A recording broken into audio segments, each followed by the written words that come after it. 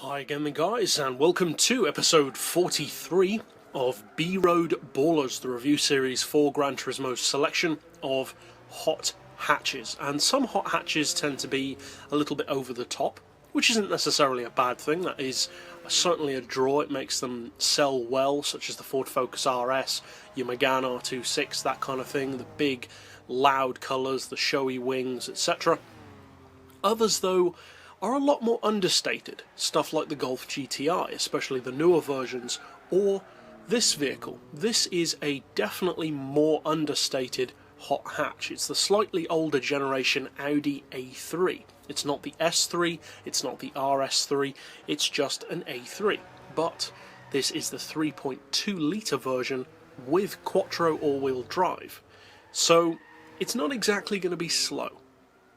Now this car has a price tag of about 42 grand, so it's reasonably mid-range for a hot hatch. That's the kind of price that you'd expect from most of the bigger, newer hot hatches, premium and also some that are non-premium such as this one. Now it's powered by a pretty big engine for a hot hatch.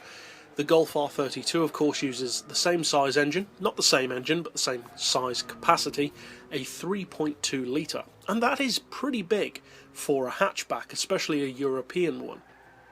As far as power, it puts out a pretty decent amount, 442 horsepower, and given that it's naturally aspirated, that makes it even more impressive. Imagine what this car could put out if it were turbo or even supercharged on the game. You're pretty much guaranteed to be well over 500 horsepower, maybe even close to 600. It's a shame that we're not allowed to do that, because this car could potentially be a pretty good rival for some of the fastest hot hatches in the game, such as the HPA Golf, if it were allowed to have a turbo. Unfortunately though, for the moment it's not.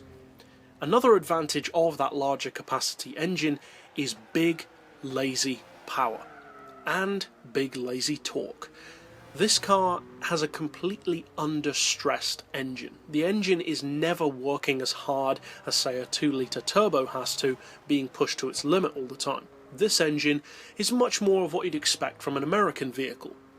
Now it's a little bit more technically minded than an American engine, but it shares those similar characteristics. You've got a lot of torque and you don't need to use much of the throttle to get that shove, especially out of corners. And that is a good thing to bear in mind, and it's also an uncommon trait for hot hatches.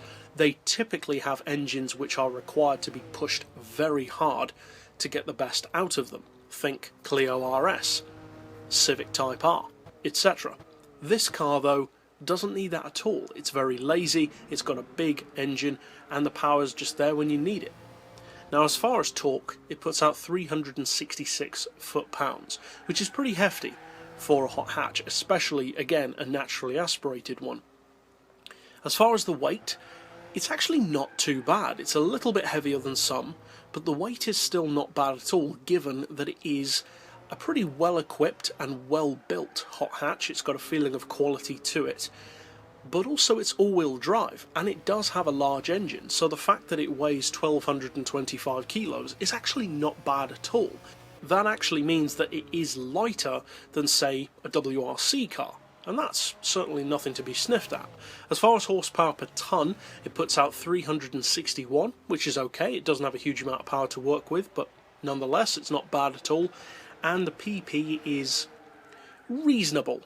It's a little bit higher than I would say is good for this car, but at the same time it is capable of running at this level. It's 523 PP fully tuned. Now at that level, many hot hatches start to lose out very quickly against other typical rivals, because they just can't put that kind of performance down through a front-wheel drive chassis, even in a straight line. The advantage of this hatch is, as well as that big lazy power, you've got the all-wheel drive to give you that control, that grip, and off the line especially to give you incredible acceleration should you need it. So I would say if there are any hot hatches which should be slightly higher in terms of PP, this is the one which should be. It's got that big power, it's got the all-wheel drive, and it also has something else which is to be noted, and that is sleeper appeal. Now the S3 is probably my preferred hot hatch of the two that are from Audi on the game, because it is more of a traditional hot hatch. It has the souped up looks, the more sporty image, it's a little bit lighter on its feet. This one though is more of a sleeper. You get the feeling that it's kind of an executive car wrapped in a hatchback body. It's got that big, heavy, luxury feel to it, but in a package that actually isn't that heavy, but still has the rest of those kind of qualities. And also those looks. It doesn't have wings, body kits, intakes. It's understated. Now that of course depends on the colour, but if you paint this in white or silver, that kind of thing, nobody would even notice it in a public lobby. Now in terms of straight line performance, it's not necessarily going to beat everything else in the class. Off the line though, it is very good, and it can beat most other hot hatches in this series off the line, especially with NOS, thanks to that all-wheel drive and in particular that healthy dose of torque. For top speed, it's not as strong as some, but given the power, that's not too surprising. Overall, as far as who I'd recommend this car for, I'd recommend it specifically for people who like to have a bit more of a heavy vehicle to deal with, such as myself. I like larger, heavier vehicles. This car has that kind of feel to it, even though it's, as we said, not overly heavy.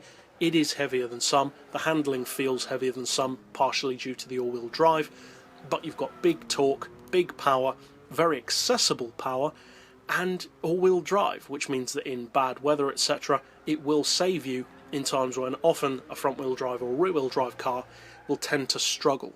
So, is it worth buying? Yes, if you're looking for a sleeper hot hatch that people won't expect to be as good as it actually is, then you should definitely check it out. But that's it overall for this particular episode.